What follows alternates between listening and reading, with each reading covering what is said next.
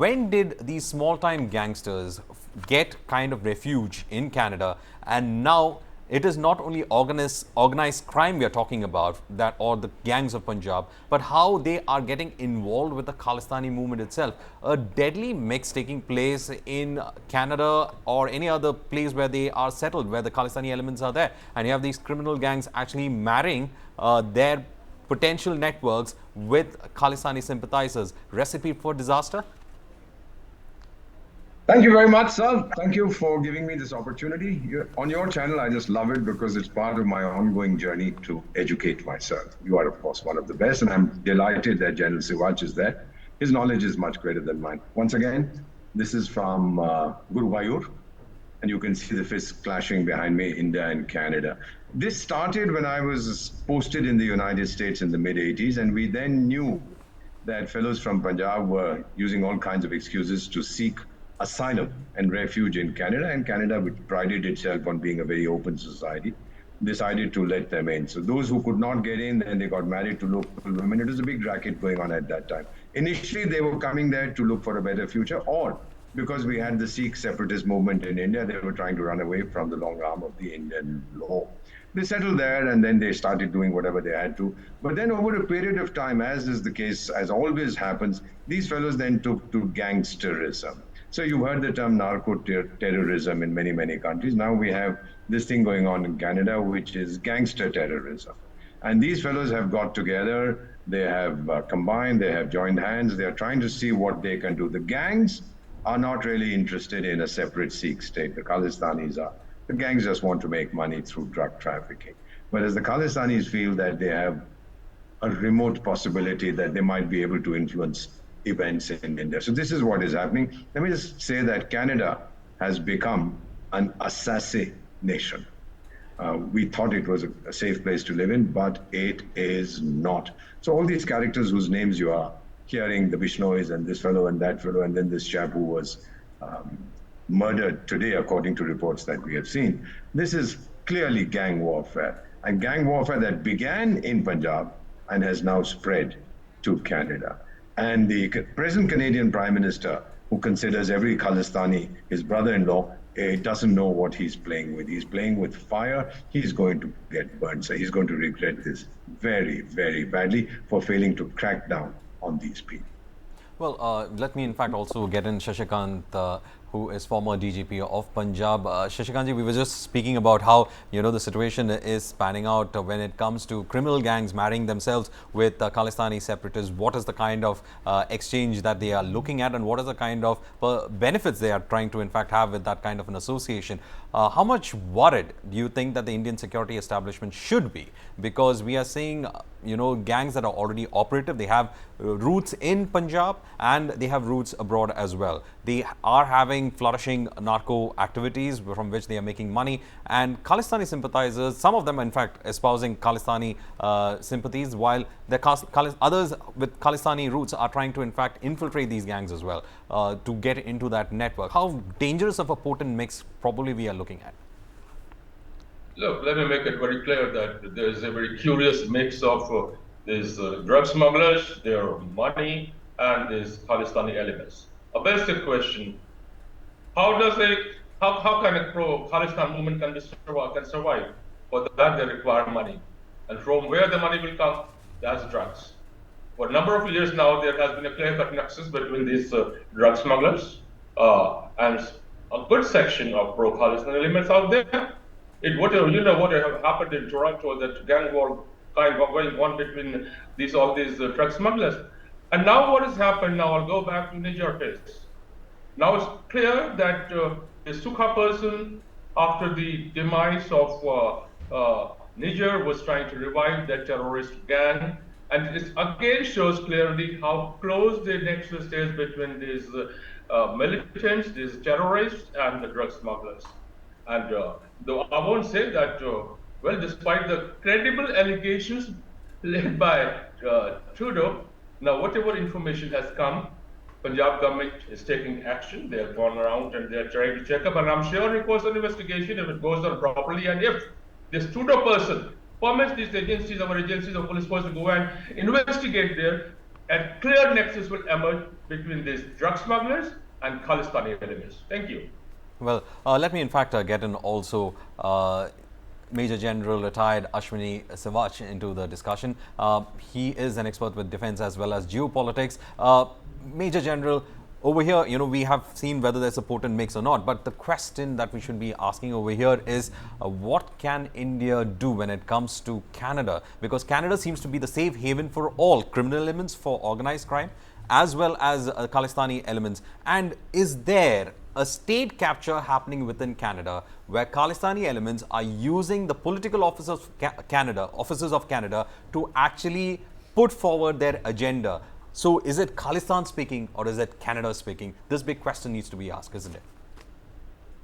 Yeah, very correct. See, as far as what's happening in Canada, it's a cocktail. There's no doubt about it. It's a gang war. It is also a Khalistan movement which is taking place. At the same time, today, it is also domestic politics which is playing a major role. Now, Justin Trudeau, just for his survival in politics, has taken a help of a new Democratic Party, which is of Jagmeet Singh, who is basically a terrorist sympathizer and Khalistan sympathizer. So therefore, as far as Justin Trudeau is concerned, he is closing his eyes and only trying to find out that how India is involved in the killing of Hardeep Singh Nijjar, not realizing it, the killing is basically done by the gang war. The gang war is the one which is taking place. The another missing angle which has been missed is the ISI. ISI is playing a big role in Canada. In fact, ISI is one of the biggest base in Canada, and it is totally involved in this Khalistan movement. And they are the one which are funding, which are coordinating this necro-terrorism, the drug money coming, and they are the one which are coordinating with the Khalistani group. So therefore, what is happening is that today, Canadian government is playing with the fire. They are not understanding they are going in a Pakistan way. Once upon a time, Pakistan also thought, though terrorists which they are sending to India are good terrorists, like Hillary Clinton came in 2013. She told Pakistani that if you have a terrorist in your courtyard and think it will bite your neighbor, one day they will bite you.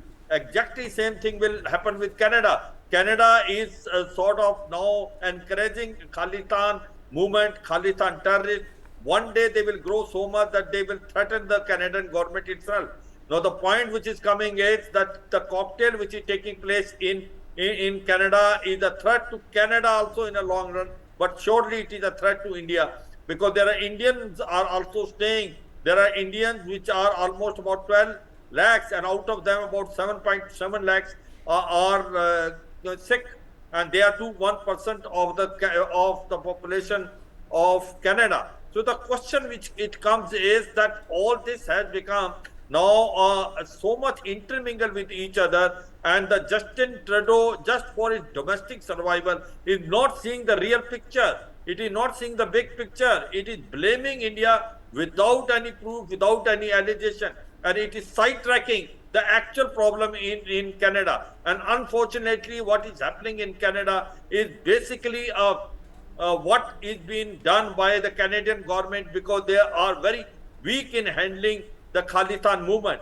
And as far as ISI is concerned, it is now trying to activate basically their K policy from Canada. And how much they will succeed, time will only tell. But India has to act fast, and India has to give a total notice to the Canada. Nothing more than this. We will not accept it the way we have suspended the visa. We need to take much more strong action against Canada, because Canada is not able to understand the larger picture. And not only they are playing with the fire, the relationship between both these countries are the lowest today. And that the reason is only Justin Trudeau, because he is not understanding the actual problem is nothing else but the Khalistan movement, which is taking place in Canada, and drug mafia, necro-terrorism and gang war, which he still refused to take any action. Well, also let me in fact get in Deepak Badana on this particular aspect. Deepak, you have been in Punjab. What is driving the youth of Punjab to, take up or be associated with such criminal networks? Why do they aspire to be gangsters? I mean, here is a, state which has a huge contribution to India's army security forces. We have seen the finest officers come in and finest soldiers coming in from Punjab. But recently, we've been talking about the drug problem. We're talking about the re-emergence of the Khalistani problem. What is happening with Punjab? Is it, and also we come to know that some of these gangsters, they tend to push in money back into Punjab. They try to, at a village level, they sponsor the tournaments there. They're sponsoring the religious festivities there. So they seem to be held in high esteem at the same time. So what is exactly the kind of nexus that's happening? Well, that's a question that everyone's been asking. More importantly, the Punjabis have been asking. What you'll notice is a number of contradictory, stances that you see from different segments of society. You see a heady mix of different conditions. For instance, the top leadership of most of these gangs, even though they run drugs and guns, they're all teetotalers. Oh, that's ironic. They are also, a number of them are national level athletes. Lawrence Bishnoi, for instance, was a 1500 meters gold medalist. His rival, Lucky Patyal, the present head of the Bambiha gang, the one from which Sukhdul Duneke, aligns, he was a Kabaddi champion. So was Goldie Barar. And they all come, so it becomes a question whether they are products of an environment or whether they are responsible for the environment that they've been creating. And the route has been, there have been a number of theories, but it all ends up going to the colleges of Punjab.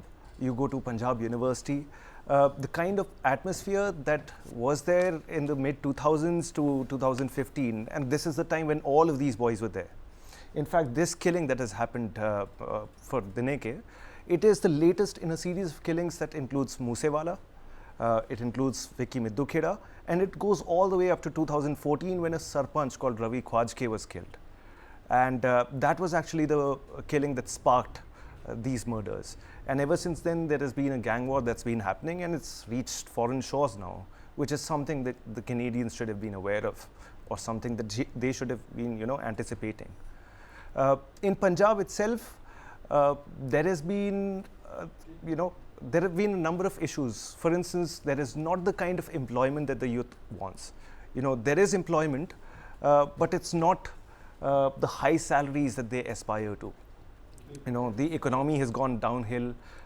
You don't see new factories or new jobs coming in. As far as the agriculture is concerned, there's not so much, it's not bringing back the returns that they want to. And in any case, the labor has been outsourced to people who are coming from other parts of the country. The youth of Punjab don't want to get into that. All right. What they aspire to is, flashy cars, much like youth anywhere aspirations, else. But how to feed that aspiration is the question. And that becomes a question, and which is where they're often led astray. So when you say 20, 21, and you've got these dreams of, the high and fast life, you can make the mistake of choosing the easiest way out. For some, that has been gangsterism, that's been gun running and drug running. And it can take other forms as well. Extortion was one. Not everybody can become, a musician, but a number of them have become extortionists from the music industry. Right. The question still stands, why is this happening in Punjab? And this has been something that everyone's been trying to answer.